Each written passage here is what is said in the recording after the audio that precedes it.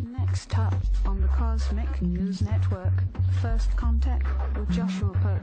Good morning, Earthlings. Good. How you doing today? Good. How you doing today? Welcome to First Contact Radio. Welcome to First Contact Radio. To talk about all these things we're talking about is because in life, everything is energy. Every single thing that's out there. Yo, it's First Contact with Joshua Poet. He's the man on the mic, just in case you didn't know it. Covering news from all around the globe, from the weather and space to UFOs. We'll talk politics and make you open your eyes. Conspiracy theories and government lies. We'll dig it all up and try to find the proof. Cause it's time to demand the truth. It's time. First Contact Radio. We have time to demand the truth. It's time. First Contact Radio. We It's have time to demand the truth. It's time. First Contact Radio. It's time to demand First the Contact truth. Radio. We have. Good morning, Earthlings. How you doing? Welcome back to First Contact Radio. Glad you could be here, as always. So today is a new month. We've ended June, and now we've begun July. That is as far as the Gregorian calendar goes. We also began a new month on the Jewish calendar, so we're in Tammuz, and we'll get to the dream spell in a bit. Alright, so all these different calendars to always remember, right? Different ways of looking at time. So today, well, we know first of all that we have a sun sign. The conscious mind is in Cancer, and it's going to be there for another couple weeks yet. The signs go from the middle of the month to the middle of the month in this particular system of astrology. Some systems of astrology, go the month, like June or April would be one sign, May would be another sign, June would be another, and so on. I think May would be Taurus, June would be Gemini. This is one of the systems.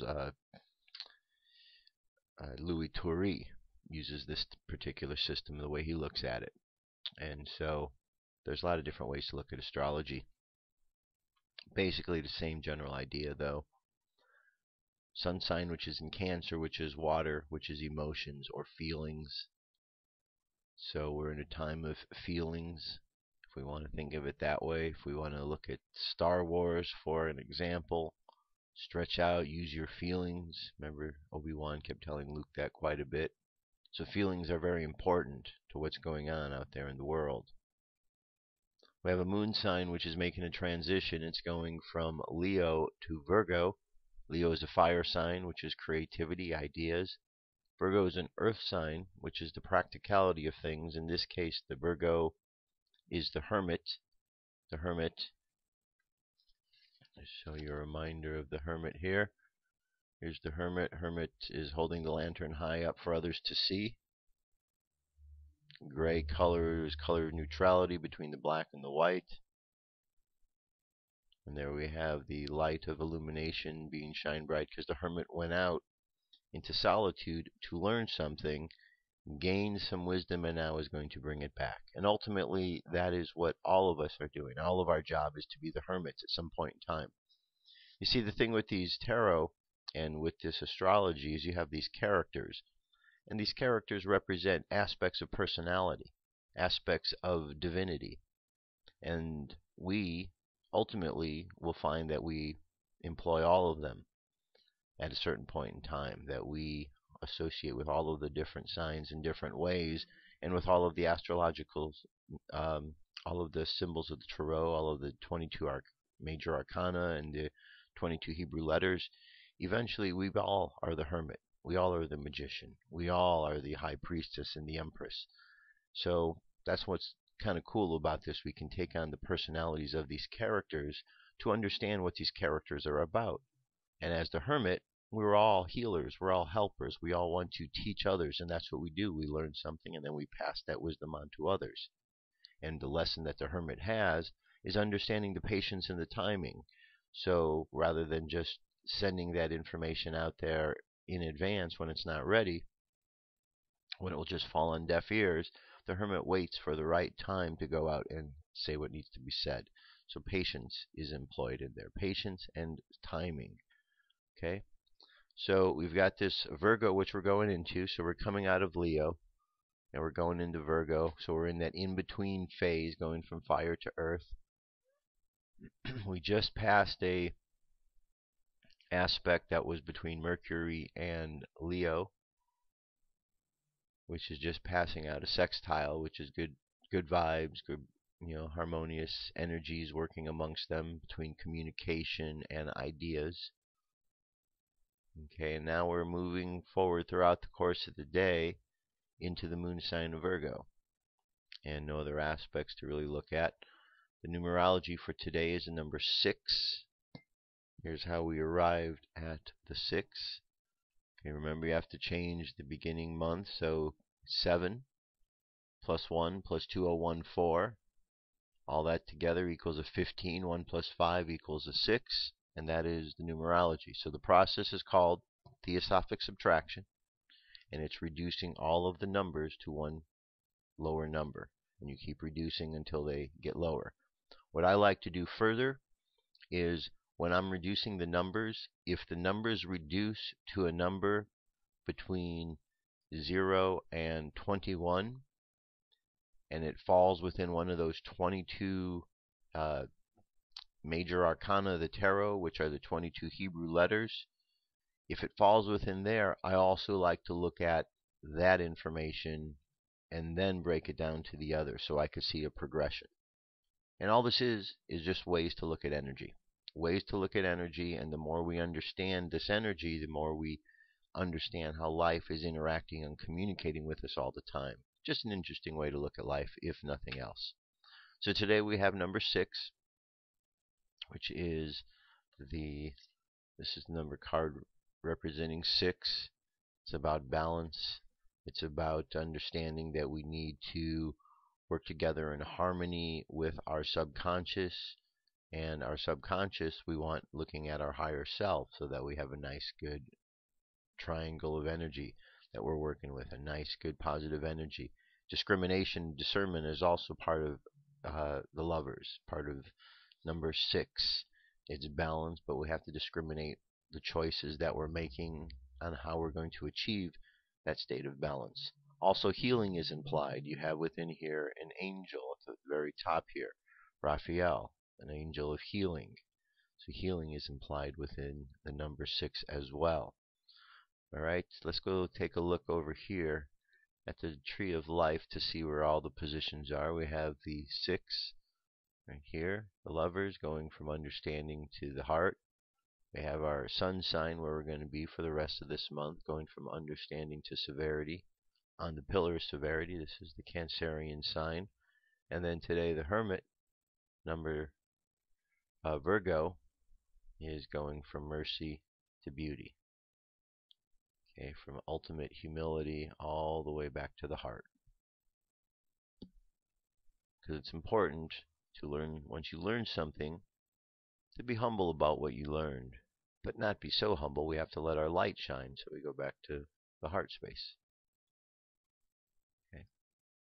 And then here on this other side, we put our armor on so we're not battered around by all of the emotions and the feelings in the world. So once we come to understanding, we learn that we have to be fair in our assessment of things. We can't be so severe in everything we understand and so strict. And so the lovers teaches us the lesson of discrimination and the choices that we make. Okay? It's a pretty simple system when you look at it. It just seems like it's a lot because there's a lot of different paths and stuff, but it's pretty basic and simple, and once you get the gist of it, you'll find yourself zipping through, and then every day it's just another day, and you look at it and just keep going. Just keep learning more and more. Alright, now this is the card that represents the moon sign coming up. I brought this one because we've seen the lovers, we've seen the chariot, we haven't seen this one. The hermit represents the one identity, or I am. He represents the consciousness of the man who has attained enlightenment, and he stands on the mountain peak as a light bearer for those below him on the path. He is solitary, alone. The symbolism points to the fact that in reality the central self of every one of us, which seems to us to be separate from every other self is that same one identity. Because this key represents the one identity, it also symbolizes will, since the manifested universe came into being by an act of primal will of the one identity.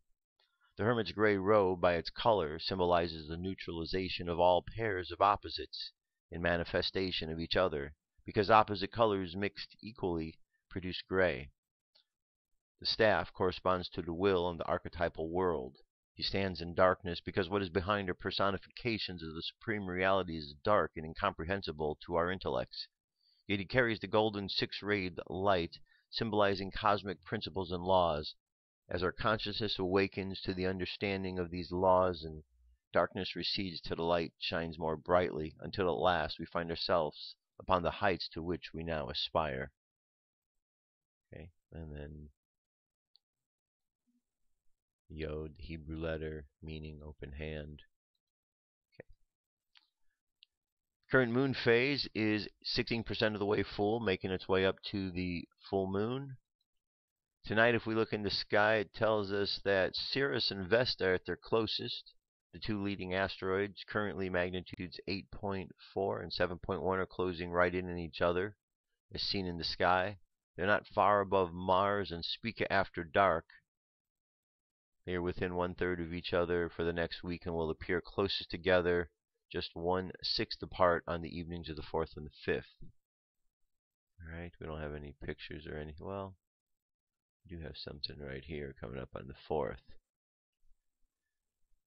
Okay, the calendar date here in the Mayan calendar, we're on a wave spell of the eagle, which is about vision.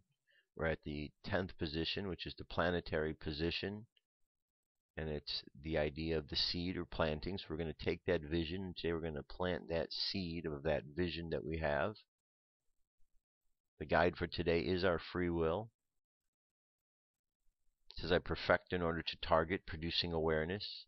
I seal the input of flowering with the planetary tone of manifestation. I am guided by the power of free will. Go over to space weather. Our solar wind is currently at 331.1 kilometers per second. Planetary K index is quiet, between a 1 and a 2. Nothing much in the way of coronal holes. M-class flare possibility is up to 40%. It was 20 yesterday, so we've got the potential of some sort of activity coming off the sun. Geomagnetic storm activity is up to 20% in the higher latitudes. So keep an eye on the sun. See what's going on there. It tells us we have a sunspot which is developing.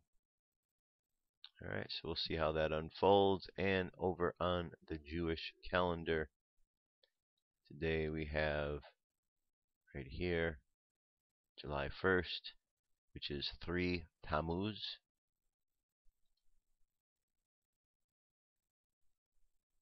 Right, and the thought for today is called connecting. A true master of life never leaves this world. He transcends it, but he is still within it. He is still there to assist those who are bonded with him with blessing and advice, just as before, and even more so.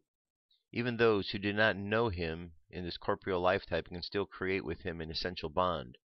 The only difference is in us. We must now work harder to connect. Okay, so very good thought. And that gets us started for today. UFO news is up next, and then today we're going to get back into the book of Urantia. Alright, let's jump over to UFO news.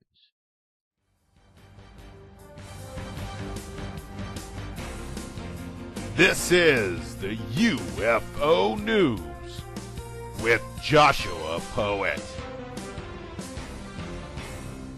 Alright, Dirk. Thank you very much. Bringing up my stories here. Seem to have a few little challenges. Let me see if I can fix something here. Alright. First story here comes to us from Sherman Oaks, California. It says 3 orbs over Sherman Oaks, California on the 29th.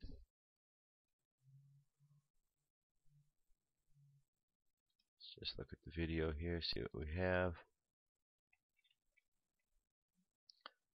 It's a 1 minute and 34-second video.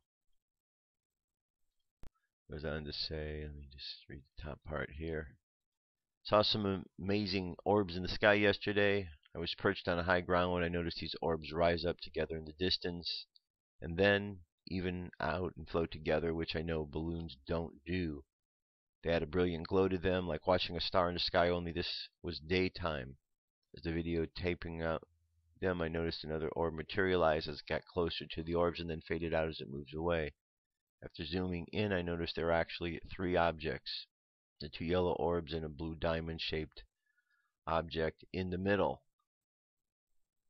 They floated till they were straight up on top of me, then stopped, which made it hard for me to videotape without straining my already strained neck. I observed them for almost an hour laying on the ground as they slowly faded away. It seems the sky is full of them, but no one bothers to look up for too long. Okay, that's a good shot right there.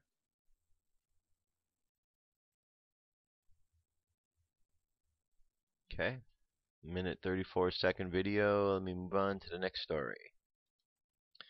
Next we have compilation videos for the month of June.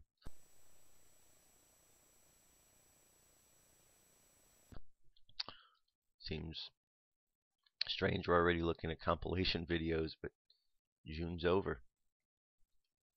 So, alright, so first one here, what do we have?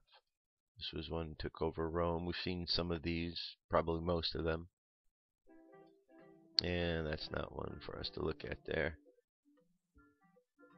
Okay. Alright, here we go. Over Rome. Big fire in the sky. I remember seeing that. Okay. So we go from there, and then we had this other one down here, which is in the UK.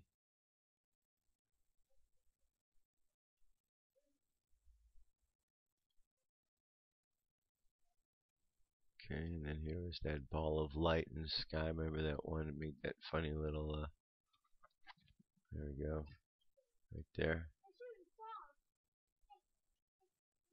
Very interesting. And then this was over Istanbul, Turkey. Sure those,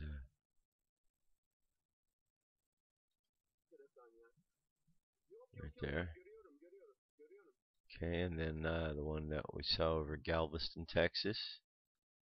Yeah, we've seen all of these, so it's just a good little compilation. You also go firstcontactradio.com, and all of these links are there from all of the sightings that we have each and every day, so you can catch them there. Alright, here's a good question. How do you tell your family you've been abducted by extraterrestrials? Telling your family and friends that you've been abducted by aliens is hard. Even harder is revealing to them you may actually be part extraterrestrial. A team of self-described alien investigators recently delivered that second bit of news to Adam Chatterton, 34-year-old, a normal-looking Englishman. Using a technique known as dowsing, the team says it identified residues on Mr. Chatterton, suggesting he may have otherworldly origins. Mr. Chatterton, who manages a riding stable, took the revelation in stride. It wasn't that much of a shock, he said, adding that he suspected as much for some time.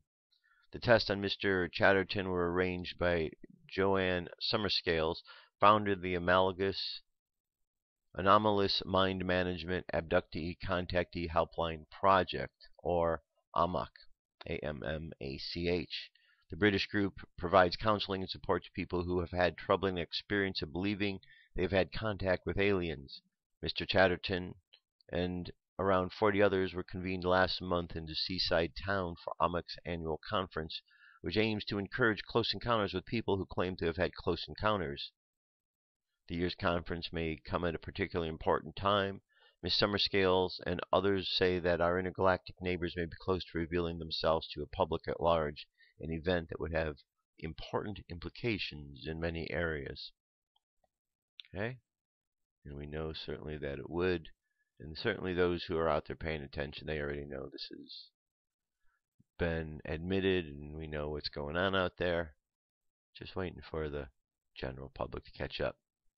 All right, send some positive words out there and healing vibes for Stanton Friedman. We just got notice here. Stanton Friedman had a heart attack, a mild one though. Said that he's resting at this point in time. Is going to take further testing. Says Stanton Friedman suffered a mild heart attack on Friday night. I spoke with him this morning. He was very pleased to report that he is feeling strong and chipper. His heart enzymes have declined, so that he has turned the corner. He's awaiting a dye test and an echocardiogram. This will probably occur on Wednesday, as July 1st is a national holiday in Canada. So our thoughts and our prayers go out to Stanton Friedman. Been an awesome guy. I've met him, talked to him a number of times while out at Roswell, and we certainly know his contributions to the field of ufology. So hope he has a speedy recovery. Now we have scientists have detected ET signal 240 million light years from Earth. Astronomers have detected a mysterious alien signal 240 million light years away from Earth.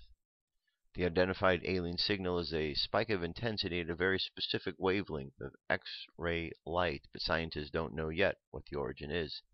Picked up in the Perseus cluster, one of the biggest objects in the universe, discovery is said to be the best evidence of dark matter yet.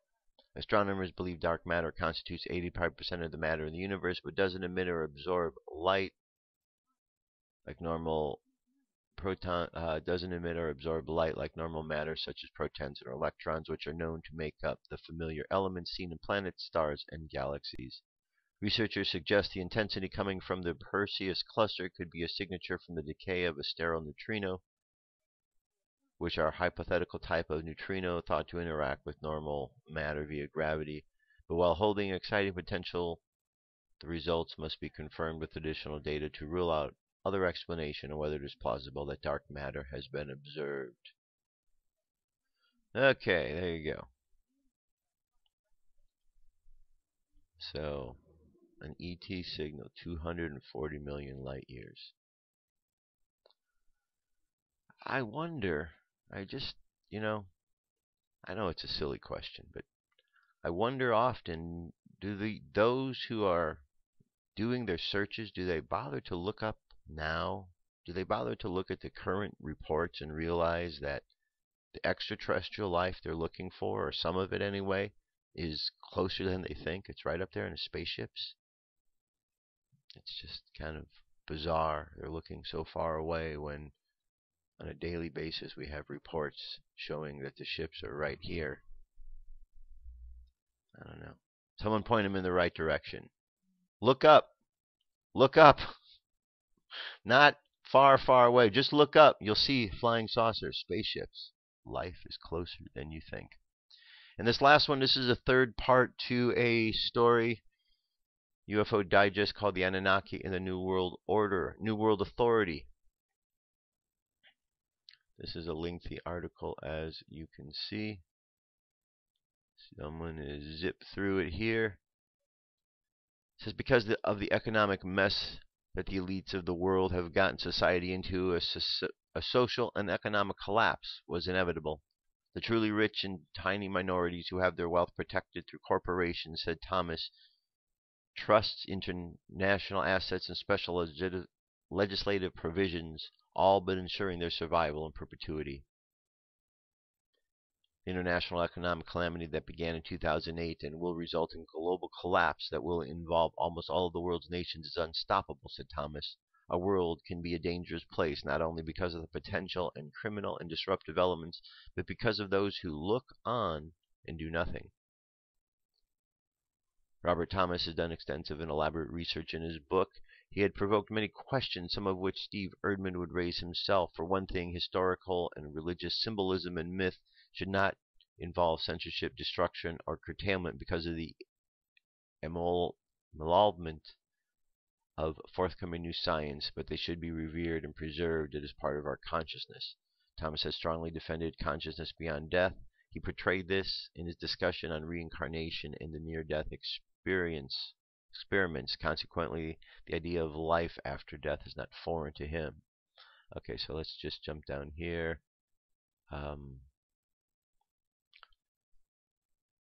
Professor Giulio Fanto, Professor of Mechanical and Thermatic Measurements at the Department of Mechanical Engineering of the University of Padua, said in the Journal of Imaging Science Technology that experiments by voltages measured at approximately 500,000 volts were required to obtain shroud-like images. Okay, let's see. Let me get down here.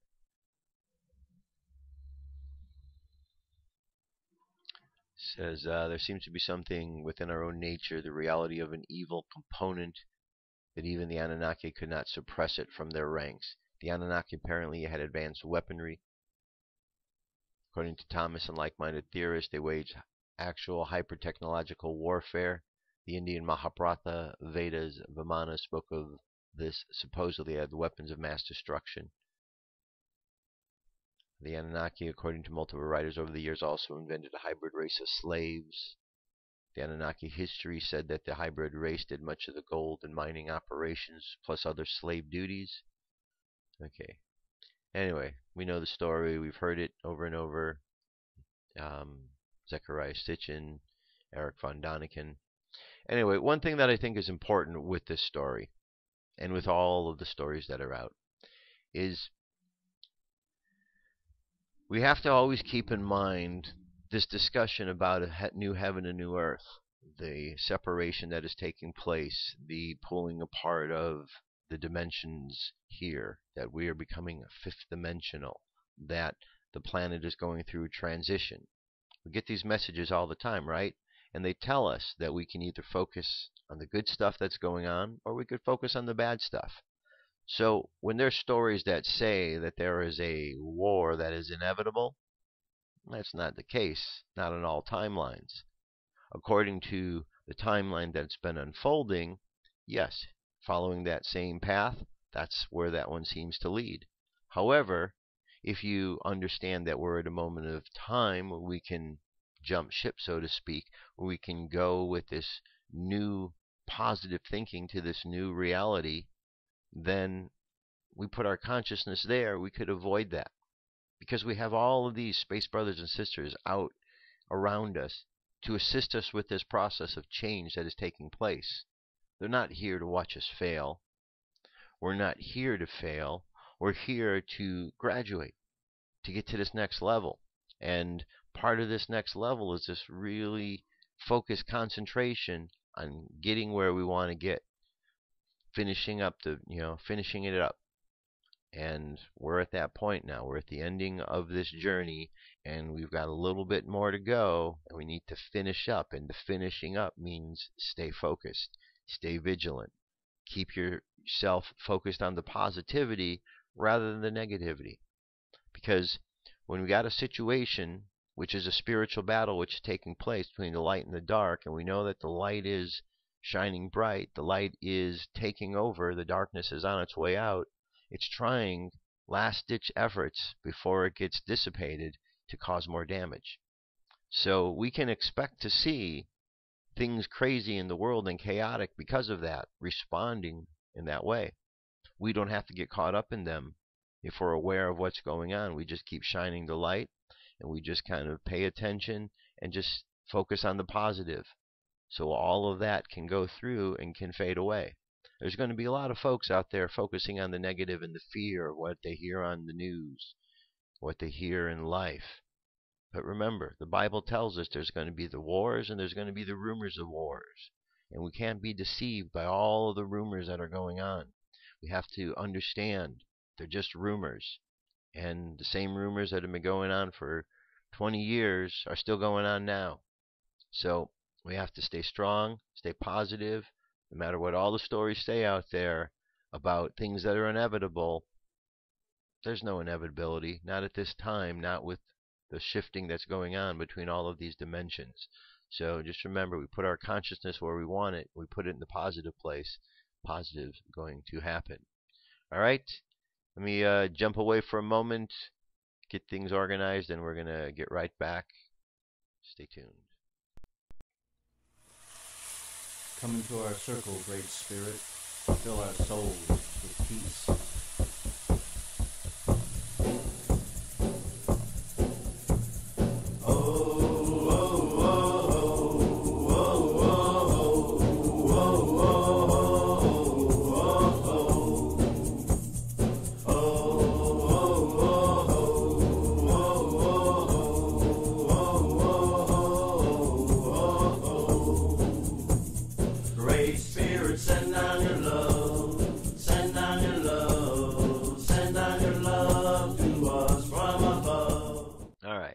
Continue on. So I wanted to jump into this article just for a moment here, and then we're going to get to the book of Urantia. But this seems kind of play a part into some of the issues going on. I mean, you obviously heard about this, right? Facebook manipulated users' emotions in a massive experiment. The disturbing thing about this study are not that the results, but the fact that Facebook used subscribers as guinea pigs without telling them. Not only that, but Facebook actually changed the content of the news feeds people received.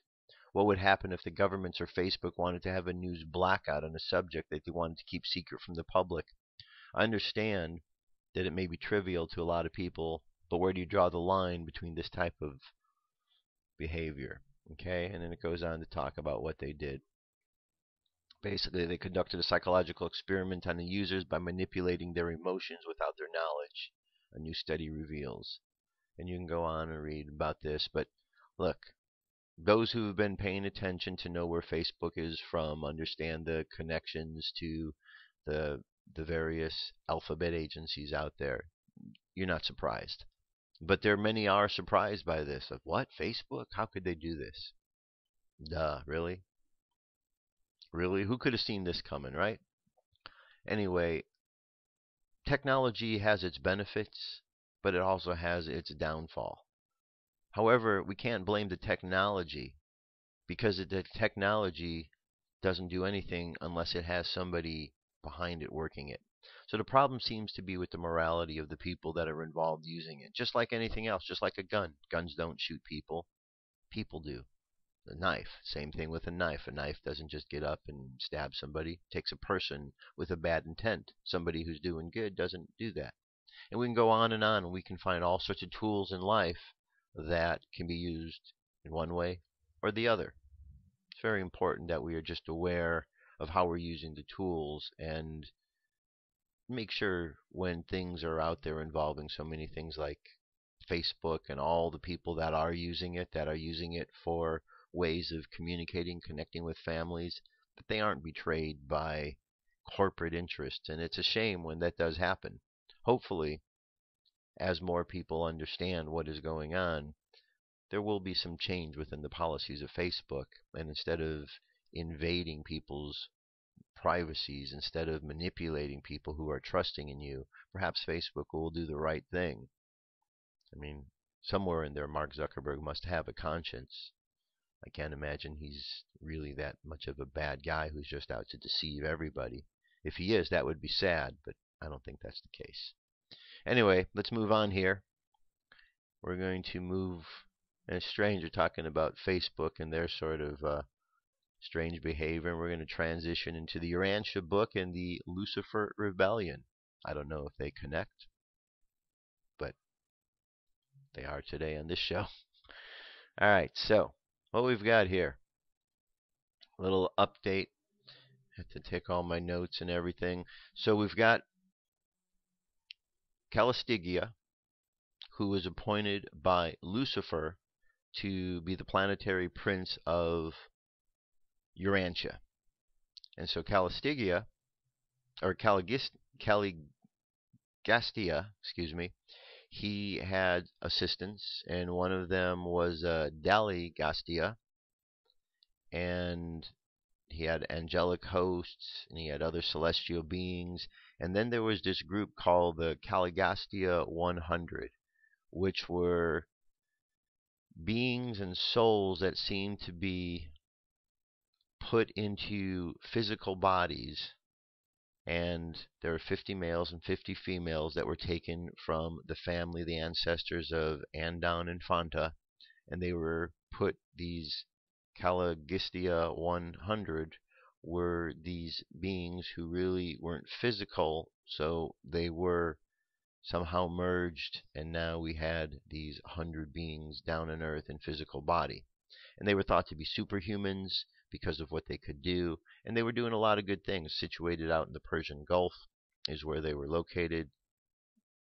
All different colors were involved with them.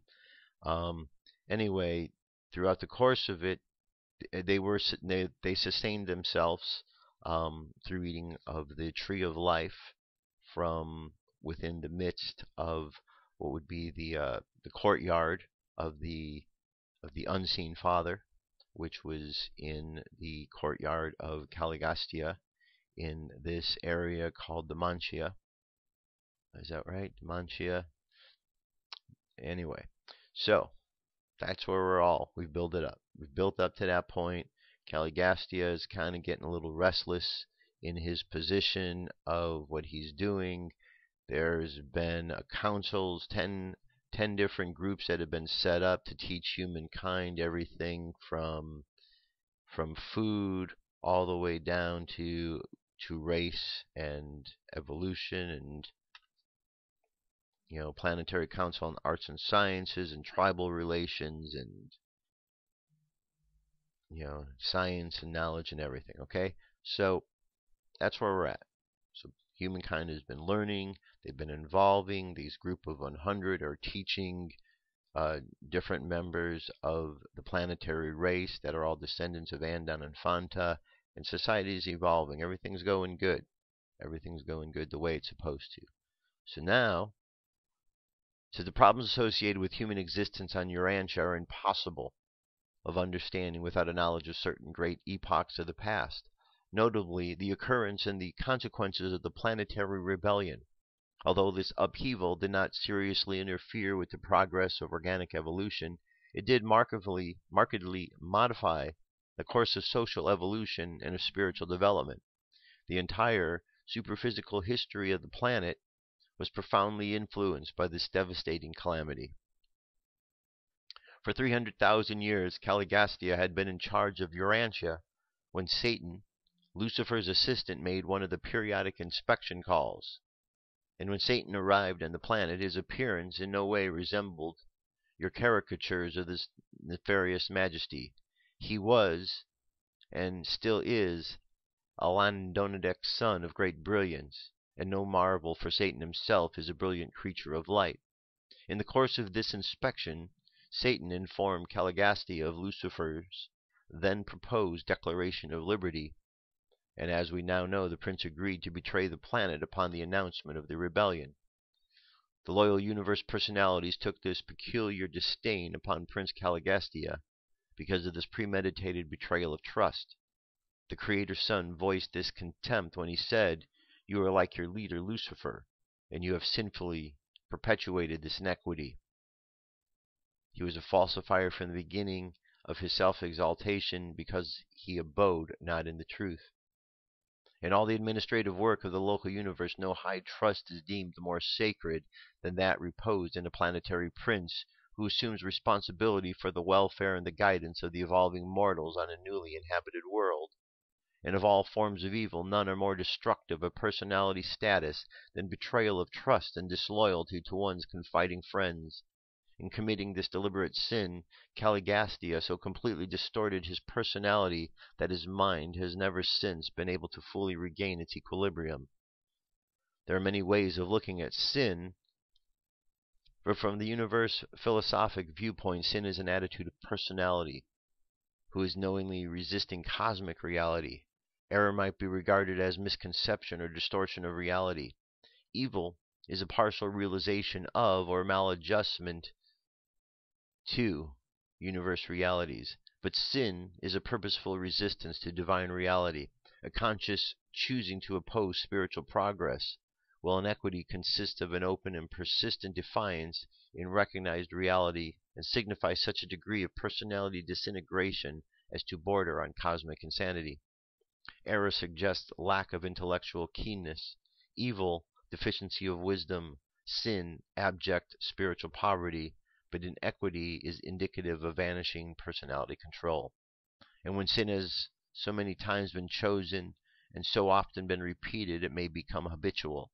Habitual sinners can easily become iniquitous, become wholeheartedly rebels against the universe and of its divine realities. While all matter of sins may be forgiven, we doubt whether the established iniquitor would ever sincerely experience sorrow for his misdeeds or accept forgiveness for his sins.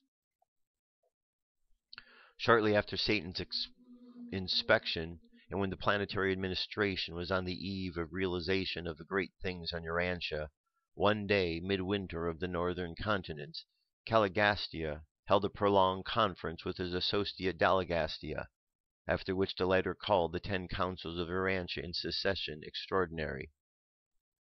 The assembly was opened with the statement that Prince Caligastia was about to proclaim himself absolute sovereign on Urantia, and demanded that all administrative groups abdicate by resigning all of their functions and powers into the hands of Dalagastia as a trustee, pending the reorganization of the planetary government and the subsequent redistribution of these offices of administrative authority.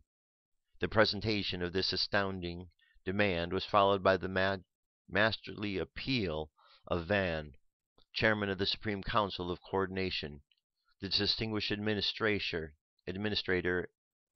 and able jurist branded the proposed course of Caligastia as an act bordering on the planetary rebellion, and appealed to his confessors to abstain from all participation until the appeal could be taken to Lucifer, the system sovereign of Satania, and he won back the support of the entire staff.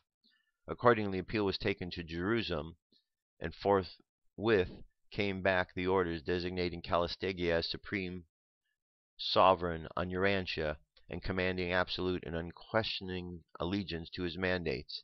And it was in reply to this amazing message that the notable Van made his memorable address of 7 hours' length, in which he formally drew his indictment of Dalagastia, Caligastia, and Lucifer as standing in contempt of the sovereignty of the universe of Nebadon, and he appealed to the Most High of Urantia for support and confirmation. Meantime, the system's circuits had been severed.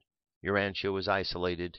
Every group of celestial life on the planet found itself suddenly and without warning isolated, utterly cut off from all outside counsel and advice. Dalagastia formally proclaimed Caligastia god of Urantia and supreme over all.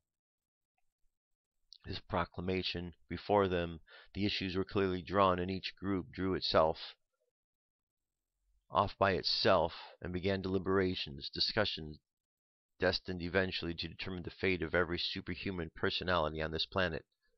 Seraphim and cherubim and other celestial beings were involved in the decisions of these bitter struggle, the long and sinful conflict.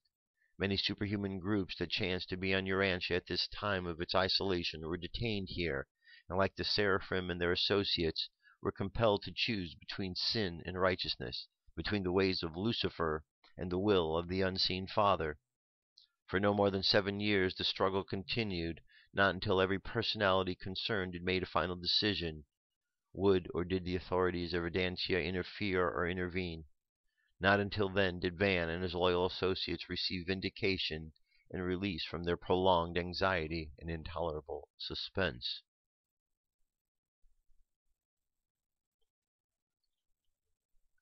Says the outbreak of the rebellion on Jerusalem, the capital of Satania, was broadcast by the Melchizedek Council. The emergency Melchizedeks were immediately dispatched to Jerusalem, and Gabriel volunteered to act as a representative of the Creator's Son, whose authority had been challenged. With the broadcast of the fact of rebellion in Satania, the system was isolated, quarantined from her sister systems. There was a war in heaven, the headquarters of Satania, and it spread to every planet in the local system.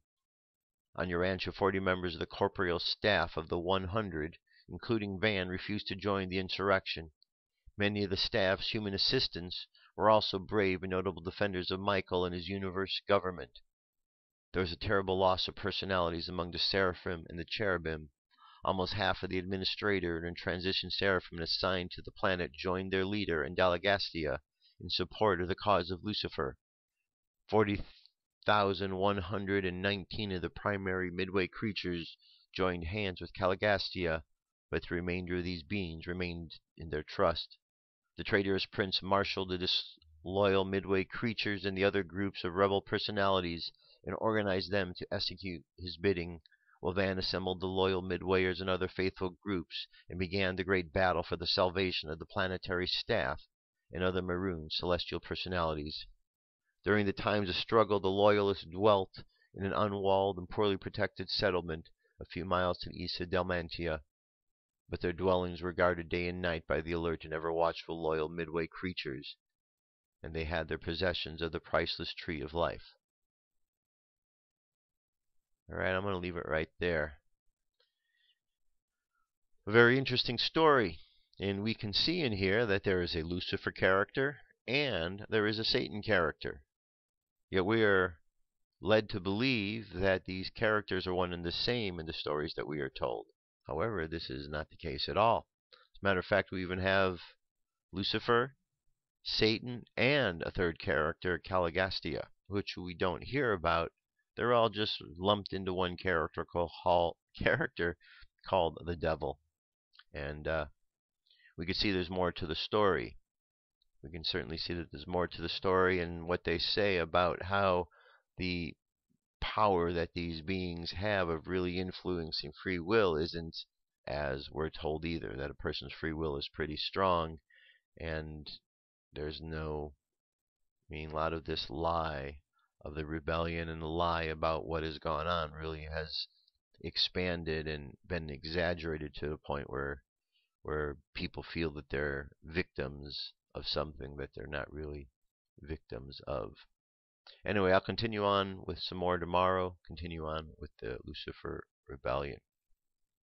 In the meantime, I want to go on to the next story. This is more about dreams from In5D and Greg Prescott.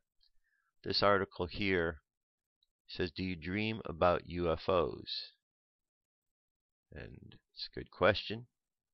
It says, have you ever dreamt about seeing a UFO or being aboard one? What do these types of dreams mean? Many people will live entire lives without ever seeing a UFO. My first UFO sighting occurred in '78. A group of friends and I decided to have a keg party on top of the world, which is the mountain top in the Catskill Mountains in upstate New York. It was early evening and we were waiting for the person to arrive. We had to tap for the keg, so all of us were sober. At this point, a group of 3 UFOs flew over the adjacent hill, Franklin Mountain, hovered for a few seconds, then flew away at a speed unfathomable. At that time, there were probably 6 or 7 of us to witness it. It was my first of many UFO sightings. My late sister Lola had an abduction scenario where she was with her boyfriend and another friend, Patty F. They were driving towards the East Sydney Dam when next thing they knew, their car was on the side of the road, and it was 4 hours later. Since buying a pair of ATN night vision goggles, I have seen more UFOs than ever. You can't go 10 minutes without seeing one. Many of us have experienced UFO sightings in real life, but what do they mean when we see them in our dreams? According to Dream Moods, to see a spaceship in your dream symbolizes your creative mind. It denotes a spiritual journey to the unknown and signals self-development and self-awareness. Alternately, the dream suggests that you need to take on a different perspective, no matter how bizarre or unusual it may be. Tony Crisp Dream Analysis says that suggests a change in yourself or personality growth, becoming aware of something new or some new aspect of yourself, one that you are not familiar with, and so seems strange or alien. For instance, a change might be occurring in the way you relate to people or events. One mind has the ability to view our experience as a whole rather than in parts. What we sense and unconsciously in this way is presented to the conscious mind as images, such as UFOs or circles of lights. Another way of explaining this is to realize that our conscious self is only a tiny part of the whole process of the life active in us. There are amazing potentials in each of us that might only be glimpses in stress situations.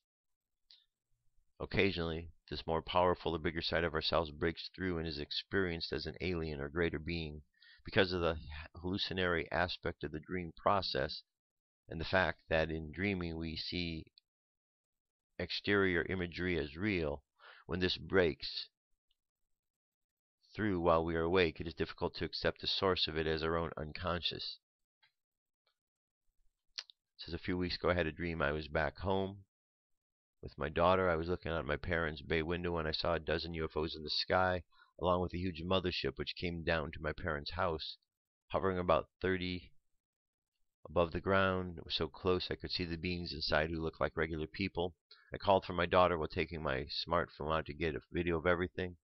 As I looked through my cell phone, my screen was showing me everything that was beyond the third dimension. It was exciting and exhilarating. I felt no fear. In another dream, I was once again back home at the college, which was about 2 blocks from my parents' home. There were many spaceships in the air, but one had landed at the college. There were many people who were boarding the ship, and I was one of them waiting to go. I woke up before I actually boarded the craft. And it says here, the ending, it says, your dreams are metaphors being played out from events that occurred earlier in the particular day. If you had a disturbing dream, then look back at what might have been triggered those particular metaphors or symbols and try to resolve that issue. Once you remove any fear from your mind, you'll find that your dreams become more futuristic and prophetic. I'd be willing to guess that many people have done their inner work within this genre, have either seen UFOs in real life or have experienced UFO dreams. Have you dreamt about UFOs or going aboard? If so, comment below. Okay. This is a good article. Definitely good. And then, if I might add, there's the experiences that people do have, the very real experiences, which are very dreamlike, where they have communication with beings. Could be, as he says, an expression of the subconscious. In some cases, it could be an actual contact, because these different beings that are out there are multidimensional and have different ways to communicate with us. So it doesn't have to necessarily be in the 3D world. So anyway, let's move on from there. But good article. Another good article about dreams. Here is a message from SaLuSa for today. Compassion is needed now. SaLuSa. June 29, 2014, by Laura, Multidimensional Ocean. SaLuSa. Dear ones, we are pleased to tell you that although it may not look like it, things are progressing at a rather rapid pace in the higher realm. The light is spreading all over your planet, and this translates as a huge movement towards consciousness and compassion towards others. There has been a tendency on your side to block out from your knowledge other beings suffering and not to care about those who are in unfortunate circumstances. This tendency to ignoring Jesus's teaching, along with Buddha teaching of love and compassion towards the less fortunate, is at the root of the current situation on your planet. This has been the case in the past over and over again on your planet, and has led to the worst situations towards Mother Earth, the animal and plant life kingdom, and lead to many losses in human lives through war, lack of food and sanitation, disease, persecution, racism, and many other unfortunate events, which sadden us and our Creator most to witness. This lack of compassion and support towards one another has led the light to withdraw forevermore from your planet, and this movement is sadly continuing in the same direction, until it affects every single person on the planet. This situation will continue as it is now, until you begin to support each other and to have compassion for the souls on your planet. Ascension is not up to us, dear ones, it is in your hands alone. You are active participants in this process. In fact, I would even say that you are the sole participants in this process. We truly encourage you to look deep at your own behavior and lacks over the coming period, for truly feeling love and compassion towards all life is what is truly necessary at this time for the planet and you as a civilization, to progress towards the light and to complete the ascension that you all desire so much. We also encourage you to pursue any way that allows you to go within, and as we have said before, the best way to achieve this is to work with a like-minded spiritual group. On your own it is literally impossible to achieve that which is needed for ascension. We are all part of the one, and we need to help each other reach a deeper inner knowing and inner seeing, and this begins with self first. As a guidance we have sent to you role models, such as Jesus, so that you can have a model to follow, a model of consciousness, true compassion, and true love for all the souls who have incarnated on earth. We, of the ascended realm, follow his behavior very closely, so dear ones, we ask that your actions shall be led by this model in your heart. That you try to achieve conscious thoughts, love, movements, and feelings as much as possible in your life, by trying to imagine what would Jesus, Buddha, or an angel do or feel in my position. We ask this of you now, as the push towards the light needs more support from you, more conscious support. Too many of you are content with reading words online, but remain estranged from real life and people. Too many of you have ideas in your head, but putting these ideas into practice is what is required of you now. Your attention needs shifting from the head towards the heart. This is a time for practice, dear friends. This is the time to bring the light on the planet. This is the reason why you have come to be here now. The time is now. Thank you, SaLuSa. Alright, good message. Brings us to our meditation for today. So go ahead and close your eyes. Take a deep breath. And exhale. Take another deep breath. And exhale again. And another deep breath. Hold it. And exhale. Now just imagine yourself seated quietly in a room. And you're in a room, you're looking out a window, and you see the world outside. And as you see the world outside and you look at the world inside the place where you are, you understand that both of these worlds, inside and outside, are both part of the same world. So you get up and you walk outside and you realize that the same energy you felt when you were inside, you feel when you're outside. And no matter how far you go, you feel connected to the same energetic sources that are in your home or outside of your home. And as you walk through the streets and you see other people, you feel the same connections to the people that you see. And after spending some time walking around, you begin to understand how you are connected to everything, inside and outside, the people you see, the people you don't see. And as you really contemplate the ideas of connectedness, and you realize how we are all connected, we understand that we can help each other. And as we help each other, we help ourselves. And in that we find a great secret to life. That when we learn to help others, ultimately we are helping ourselves. And that is how we all succeed.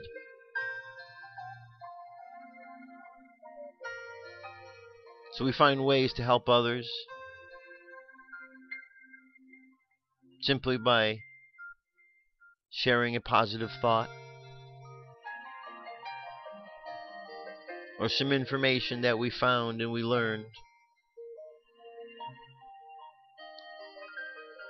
or perhaps a smile when someone is having a tough day. And as we think about it, we realize that we all have ways that we help each other.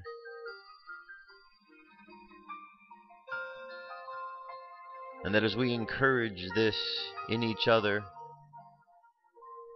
we find ourselves growing happier and happier. So just imagine yourself out helping others, and as you do, others are helping you, and everyone around the world is just helping. And we see our world evolving. And the more that we help each other, the more we clear up the problems that we have, and the more that the world moves in the direction of the positivity that we wish to have. And we imagine all the negativity and the doubts and the fears just fading away. fading away. So the question is, do you believe that you can live in a world without all of these doubts and these fears, where positivity and love and happiness? And if you truly do believe that, then affirm that to yourself, that yes, you can.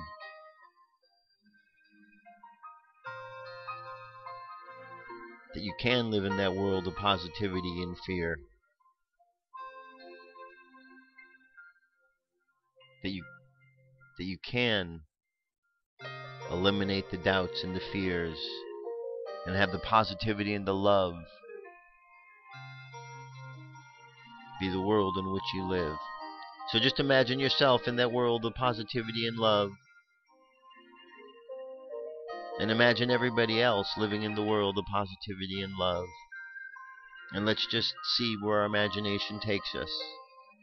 So let the subconscious mind continue on that journey and bring the conscious mind back to the present moment on the count of 3. 3, coming back to the present moment filled with confidence. 2, coming back to the present moment filled with faith. And 1, coming back to the present moment happy, healthy, and whole. Happy, healthy, and whole. Take another deep breath. Exhale. And open your eyes. That's it, my friends. That's the show for today. Thank you very much for being here. Keep thinking of positivity and love. I think that's all we have to do. All the other stuff, it gets old after a while, doesn't it?